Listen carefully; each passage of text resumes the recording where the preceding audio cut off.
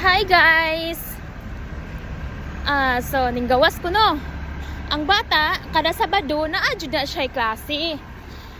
So kabalo na jud ko sa iyang schedule kay kanang iyang papa bisan separate na sila sa iyang ginikan sa iyang iyang asawa. Mag-update jud na siya perminti na ako nga. Kanang gabi pa lang nga. Ang klase sa bata mao ni ana. Then karon asa may nakaon nga alas 9 nawa pa ning mata ang tiguwang ug ang bata so gipukaw na ko ang tiguwang no. Ingon ko nga Alvis have ABC ABC ana man siya kay di man siya kabalo mag-English ABC Alvis ana siya umsay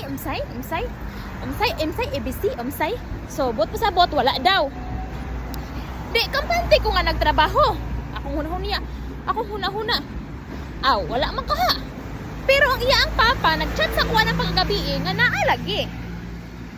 O niya kay mahadlok naman ko baka duha naman ako gipukaw. Mahadlok naman ko baka tuluan kay magsinggit-singgit man na siya. Masingkahan ka. So kung hunaw na bahala ka imo bitaw ng apo.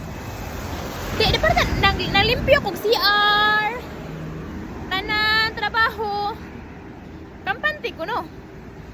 Karon ginya na ako ang amo nga lalaki nga sir, wala man daw. Siya naaman. So, ko nga, sorry kayo, sir. Dili na ako mutawag. Dili na ako mupukaw og balik. Kaya mupukaw pa kog balik. Masuko na ng tiguang sa kuha. Kasabot siya sa kuhaan. Siya okay. Taod-taod, ning tawag ang mama sa ako ang amo nga lalaki sa tiguang. So, dali-dali dahin siya. Kara-kara dahin siya. Sige, wake up, Alvis. Wake up. Dali dahin siya. Bisa unsaon nagdali-dali kay ang bata dugay gyud kay na mumata. Di ako na isa kong kagalingon. Ako na tanan nag-adjust. Walay kaon, walay pamahaw. Syempre naala naman may nang way pamahaw pero naaman gud koy biskwit. Wala ko nagkaon kay syempre dili gud daw mulakaw no. So kung naon niya na lang makalugar-lugar. Di karon fast forward na nami sa gawas.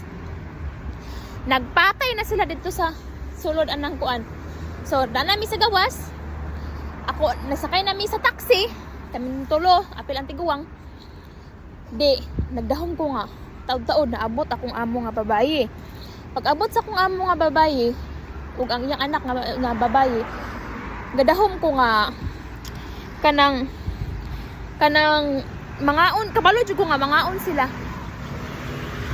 Pero ako hunahuna basin og kakuyogon ko. Pero akong amo nga babae dili gid siya hilig nga pag naa gani ihatag ang tiguang sa amuwa usahay